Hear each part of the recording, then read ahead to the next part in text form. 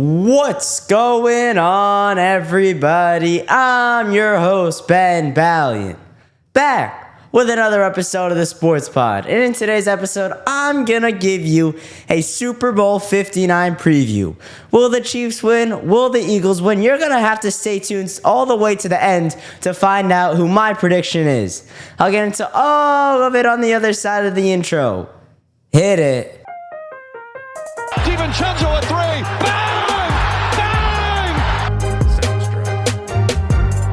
Got the wall. He jumps. It's gone. He did it. He did it. Pete Alonso with the most memorable home run of his career. All right, getting into the episode, and as I mentioned in the intro, I'm not going to tell you who my prediction is until the very end of the episode. I'm going to go through the Eagles side, I'm going to go through the Chiefs side, and then I'm going to tell you who I think is going to come out victorious in Super Bowl 59. But first, representing the NFC is the Philadelphia Eagles. And what is going to have to happen for the Eagles to win this football game is Jalen Hurts is going to have to throw the ball at an extremely high level. We know their rushing attack is lethal. We know Jalen Hurts can rush for a ton of yards. We know their offensive line is stacked. But the question mark on the offensive side of the ball, will Jalen Hurts be able to distribute the ball to A.J. Brown? Will he be able to get the ball out to Devontae Smith? We've seen him do it in the Super Bowl before. He had a great game throwing the ball in Super Bowl 57 against the same Chiefs team. The difference is now the Chiefs defense is a lot stronger, and they have one of the best defensive coordinators in the sport in Steve Spagnuolo. But Jalen Hurts has to overcome this. He has to step up, and he has to throw the ball. He has to get the ball out of his hands. He can't let the Chiefs pass rush get to him, which I don't think is going to be a problem. I'm confident that Jalen Hurts can escape the pocket, make plays on his own, and be a playmaker for the Eagles. I have no doubt of that. But what I'm worried about is his pocket presence. Is he going to be able to stand in the pocket, stay tall, stay in there, and deliver darts to his receivers, get the ball out of his hands, throw bullets? That is my question mark with Jalen Hurts. I know he can do it. I'm just worried that he's not going to, because on a week-to-week basis, on a game-to-game basis, I don't think Jalen Hurts throws the ball at a high enough level to win a Super Bowl. I think he can throw the ball at a high enough level to win a Super Bowl, but most weeks he does not. We'll see what happens here. Last Super Bowl, I thought he threw the ball real well, and he definitely did. The stats back it up. But the other thing for the Eagles is their defense has to absolutely lock up the Chiefs' offense. I mean, this Chiefs' offense, it's always high-powered. That's never a doubt. That's never going to change.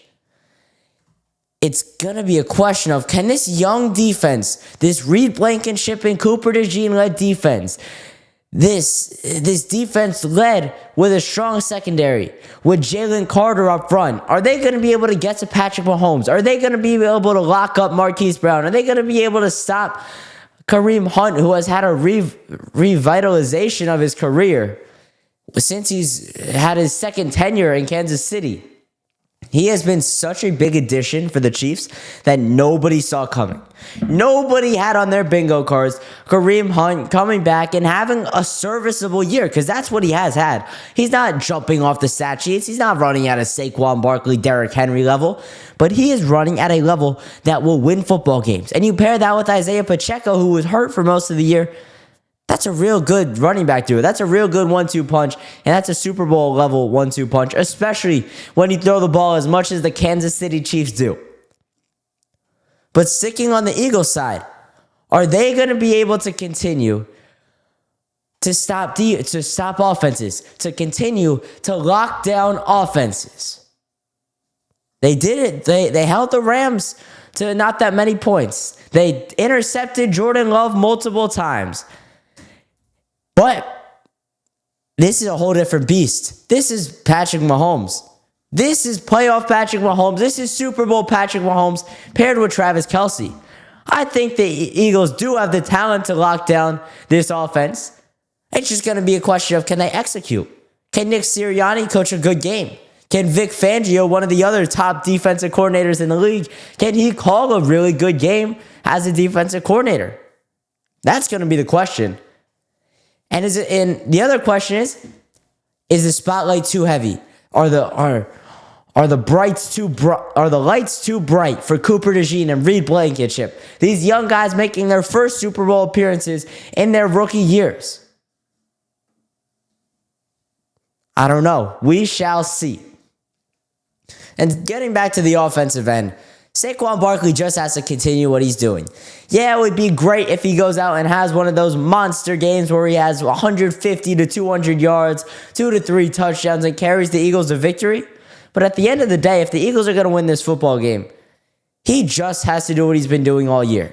And I think that'll continue, because why would it stop now? Why would it stop in week whatever it is, in the Super Bowl, when he's been doing it for 19, 20 weeks at this point? He has been playing such good football the entirety of this year. Just won Offensive Player of the Year. Now he's got to wrap up his season with a tremendous showing in the Super Bowl, in the big game, the first of his career. And if the Eagles are going to win this Super Bowl, I'm going to be honest, I really don't want either of these teams to win. If I had to choose, I would want the Chiefs to win, just because of the whole Philly thing. I mean, I'm a Mets, Giants, and Knicks fan. Like, Philly is literally my rival in every single sport. I hate their players. I hate their fans. I hate their coaches. But Saquon Barkley was a great guy. He never did anything wrong as a Giant. And you could make a case that the Giants should have picked him too, but as a Giant, he was a good Giant. Now, I don't have any problems with him. So if he wins the Super Bowl, that's the only angle I'm going to take on it, that it's not the worst thing in the world. But other than that, I can't really get along with a Philadelphia Eagles Super Bowl. But like I was saying, if the Eagles are going to win, Saquon's just got to stay on that steady track that he's at. I think he had 115 rushing yards last week, had a couple touchdowns. Just continue that. Keep doing that, and I would assume they're going to win this game. I think I'm not going to say that's my pick, but I think that's a reasonable thing. If Saquon can have this game where he knows he continues to do what he does, he has whatever it is, 115 rushing yards, 2 touchdowns. The Eagles are going to be in this game. I think this will be a close game, and I think that no matter what Jalen Hurts does throwing the ball, no matter what Saquon Barkley does on the ground, I think this will be a close football game, and it'll come down to the fourth quarter, because the NFL is going to want it like that. The refs are going to want it like that. The Kansas City Chiefs sure as heck love playing in close games in the playoffs. Love these comeback bids in the Super Bowl even more. You see it against the Niners the first time, and against the Eagles just 2 years back. I think they were leading pretty much from start to finish last year. But that's besides the point. The Chiefs love playing these close games in the Super Bowl, and I'm going to start to transition into some of the Chiefs stuff now. They love playing close games, and they love a comeback win in the Super Bowl. That's what the Eagles cannot allow to happen. They cannot allow Patrick Mahomes to have the ball last in this game, in a one-possession game. Because I'm going to let you know right now, it's not going to end well for the Philadelphia Eagles. If Patrick Mahomes has the ball, it's a one-score game with, 2.5 minutes remaining. It's wraps. The Chiefs are winning no matter what, if in that case, unless some crazy phenomenon where Patrick Mahomes doesn't convert in a clutch spot, but which I can't tell you the last time that happened was. So the Eagles got to keep the ball out of Patrick Mahomes' hands late in this game. They can't allow the Chiefs to get down, but keep it in the game. If you're gonna go up early, you better put your foot on their throats right away. You better knock them out in the third quarter, because you cannot let the Chiefs linger around. You cannot let them hang around all the way into the fourth quarter. It is not a recipe for success. But for the Chiefs, they just got to keep this game close. Because honestly, once you get to the fourth quarter and you got Patrick Mahomes on your side, and you got Andy Reid on your side, and you got Travis Kelce on your side, anything can happen. Anything can happen. We've seen it time and time again with the Chiefs. We've seen it time and time again just this season. They've won so many games where it's improbable, where they need a miracle, a blocked field goal, a fumble, a bad penalty call. Maybe it's bad, maybe it's not, just a penalty that'll go their way. And they've gotten it every single time. It happens time and time again with the Chiefs. So they just got to keep themselves in the game. They just got to keep themselves hanging around with a chance to strike late in this one. And I think they'll be able to do it for these reasons. A, their defense. Steve Spagnuolo has never had this much talent on a defense, and he's been able to utilize it to perfection. B, you have Travis Kelce. He always shows up in the playoffs. It doesn't matter who they're playing. It doesn't matter if it's the divisional round, the championship round, or the Super Bowl. He always shows up in the Super Bowl and in the playoffs, but more so in the Super Bowl. I would look for Travis Kelce to have a big game in this one. C, Kareem Hunt. I talked about him ad nauseum earlier, but his addition and his revitalized career, his second wind of his career, it has been so huge. It has been so massive for this Kansas City Chiefs offense. It has been huge. Because they're a rushing attack. Let's face it, it's a little bit lackluster as it is.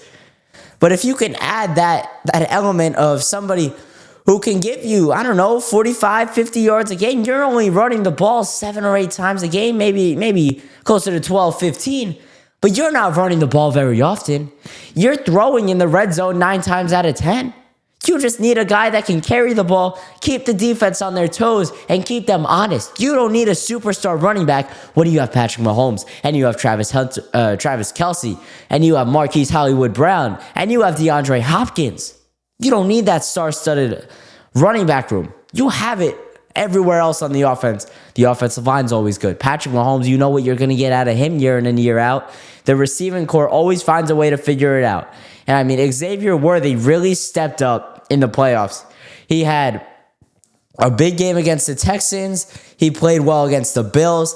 I would look for him and Travis Kelce to be really the top duo.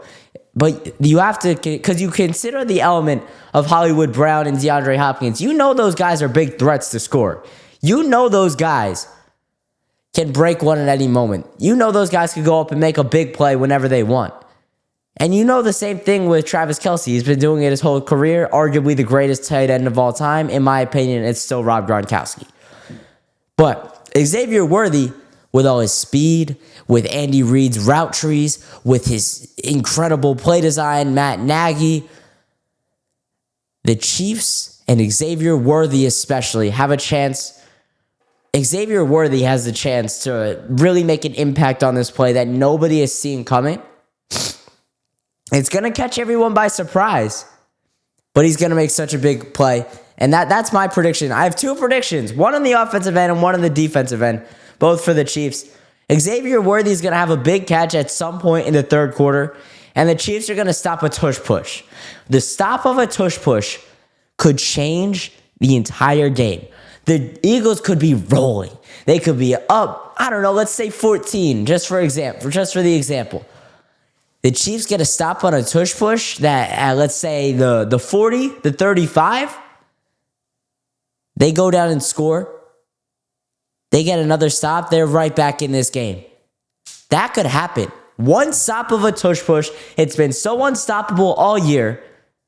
If the Chiefs do it, that changes the whole trajectory of this ball game, and that changes the whole trajectory of Super Bowl, and potentially gives the Chiefs a three-peat. Andy Reid gets a three-peat after being so ring-deprived his entire career with the Eagles. He comes to Kansas City. He's already got 3 of them, looking for his 4th right now. I think he said he's going to be back next year. It doesn't seem like Patrick Mahomes is slowing down anytime soon. The Chiefs, until Travis Kelce and Andy Reid both retire, I don't think this dynasty ends. All right, now it's time for my Super Bowl prediction, my official prediction for who is going to win Super Bowl 59 in New Orleans. I am going with the Kansas City Chiefs, and I'll tell you why. The refs are going to make a huge call that is going to impact this game. The referees have impacted Chiefs football games the entire season. Why would it stop now? Why would it? I can't give you a reason. And every call this season has broke the Chiefs' way. It wouldn't stop. Patrick Mahomes is the NFL's golden boy. He's their guy that's the face of their league. He makes a ton of money and revenue. He's grown the league. He took over once Tom Brady retired as the top guy. The NFL loves Patrick Mahomes. They're going to give him the call here. The refs have been doing it all year. I don't see it stopping. And I think there will be a big call. I mean, we saw it just 2 years back with James Bradbury, I want to say, and the holding call on Juju Smith-Schuster that changed that Super Bowl. We are going to see it again. I can almost guarantee it. And I'll give you a score prediction for this game. It'll be 38-32. There will be a lot of points scored in this game, despite two top defenses playing.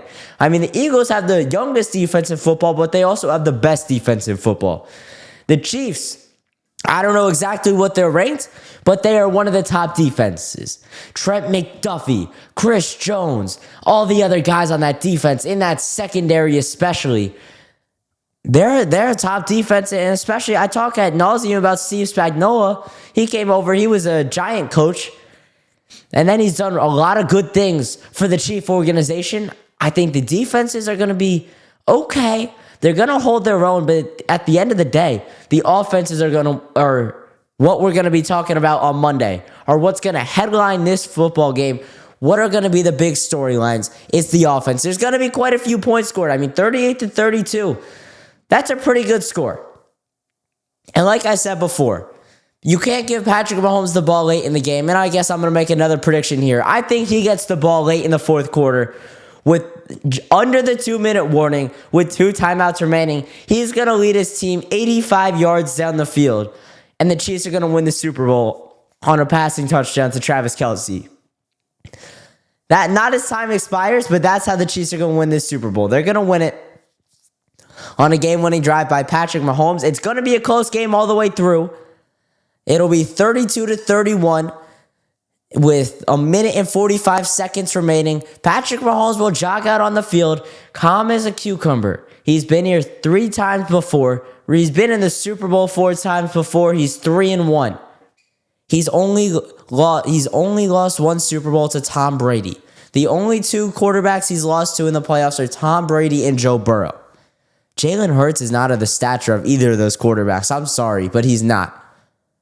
This Eagles defense will not be good enough to compete with Patrick Mahomes in the Super Bowl in a game-winning drive. I'm sorry. I think that's what's going to happen. And there will be a 3rd and 8. I'm not going to give you an exact yardage, but a 3rd and long that the Chiefs get a big pass interference. It's going to go against the Eagles, and it'll be something on Xavier Worthy. Patrick Mahomes will be targeting Xavier Worthy, and somebody on the Eagles, is going to get flagged for pass interference. That's how I think this plays out. Chiefs go out down the field and win the Super Bowl. They get the 3-peat. I'm rooting for history. I would rather see the Chiefs win over the Eagles any day of the week. It's picking the lesser of 2 evils, yes.